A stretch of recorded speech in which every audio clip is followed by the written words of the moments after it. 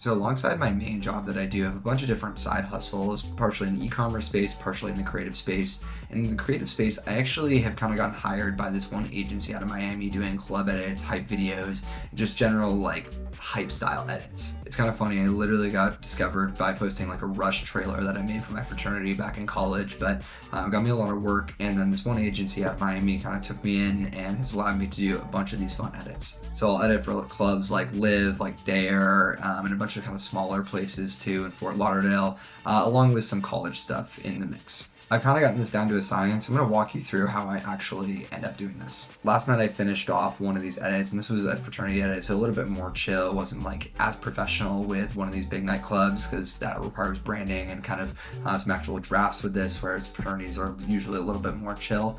But I'm going to break down how I actually did this. So usually what happens is they'll send me kind of between 50 to 100 gigabytes of footage. Usually it's a few hundred different clips, as you can see from this kind of viewer up here on the upper left side. So I'll basically just take all of these clips and then drop it in a timeline. All of these are like S-Log3, so I'll go in and then I'll color grade them individually. Usually what that means is I'll kind of pick one of the first original clips in the bunch that's like a very standard lighting for the rest of the clips. And then I'll go through and just color grade that and get it all kind of nice and good looking here.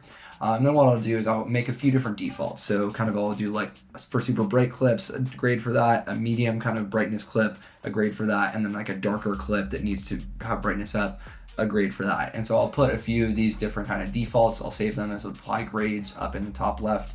And then I'll kind of go through one by one and just copy the grades out of the clip based on what's most applicable. So once I've gone through all of that grading process, which admittedly takes a little bit, then comes kind of the real brunt of the work is sorting through all this footage, because realistically with hype edits and things like that, you need a lot of quick clips that are slow-mo that are kind of really nice. So basically I just drag and drop every single clip into the timeline all at one time and actually go through and just watch all of it. I'll usually kind of have it on a higher speed or kind of be dragging my mouse along so it's faster, but that kind of gets me through the process pretty quickly. As you can see on my timeline here, I'll cut up all these clips and then essentially just blade them and then move them to the upper track so that I can easily then go through, take all of these, and I'll just copy it, bring it off to the side, and just delete the gaps in it. So basically I'll end up getting kind of a condensed amount of clips that looks like this. That's actually what this is right here. And then there's kind of step two. Step two here is actually making all these clips into slow-mo. So I'll take them, I'll hit Command R and actually get them all into kind of the right speed. These are all shot at 60 frames per second and I work on a 24-second timeline. So I usually end up just doing it at 40% speed, pretty simple stuff. And that's when I go through again and essentially do the exact same pass I did the first time, cutting up the clips and making it even more kind of tight, perfect end-to-end clips that I know I can utilize. The first pass through is a very rough draft. The second pass through is like, these are going to be the actual clips that I use in the video, so I want them to be perfect. So when I zoom in on all these clips, you can actually see they all have kind of a lot of different effects that are applied to them. So not only will I slow them down and then chop it up for like what is the best clip, I'll also add speed ramps.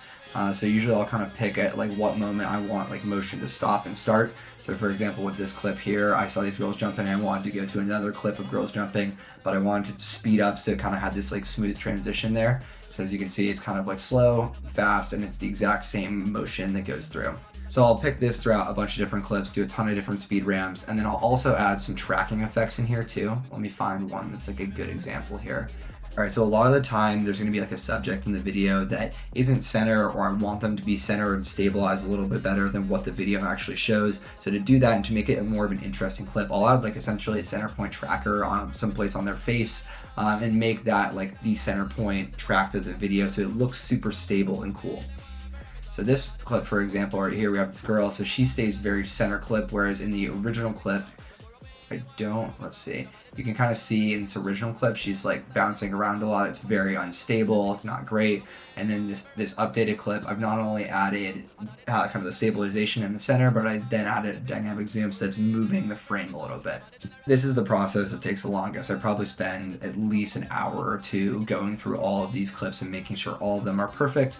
And then from that point, it's time to bring it into the actual edit. When it comes to the actual edit itself, I'll take all the music and then chop it up on essentially the different beat marks, because the auditory experience of this is extremely important. You want the beats to transition, or the clips rather, to transition transition on beat. So I'll mark that all out, and then I'll take all those clips that I've essentially put together and actually get it onto an edit here. Then the next step is pretty simple. It's just kind of building this all together, making sure things look good, placing clips where you think they look good together. And then for some of these, I'll add little sound effects as well. So for this one, for example, there's like a fraternity flag that was waving right here. So I added a flag waving effect, so it kind of gives that auditory experience. This one I didn't add many sound effects. Actually, that was the only one, just because don't really need it. The club edits I'll usually do a little bit more because they're more professional. But this honestly turned out great without it. So it's that, you add some transitions, you kind of mix it all up, and usually it turns out pretty awesome at the end. I know I'm kind of skipping over a lot of steps. There's a lot of practice that's gone into this. I've been editing for nearly a decade now, so I have a lot of experience doing this, but that's my general process for getting edits done the fastest and best way I know possible. But yeah, that's a general overview of my process. I know I've done this for forever, so there's a lot of intuitive things that I understand, and mostly this just takes practice, but that's how I actually go about creating club edits and hype edits and things of that nature, if you want to try it out for yourself. Otherwise, thanks for watching Minimally Viable episodes. If you want to see this edit, I'll try to link it below or maybe post it if the fraternity agrees with it. But otherwise, I appreciate y'all. Have a nice one.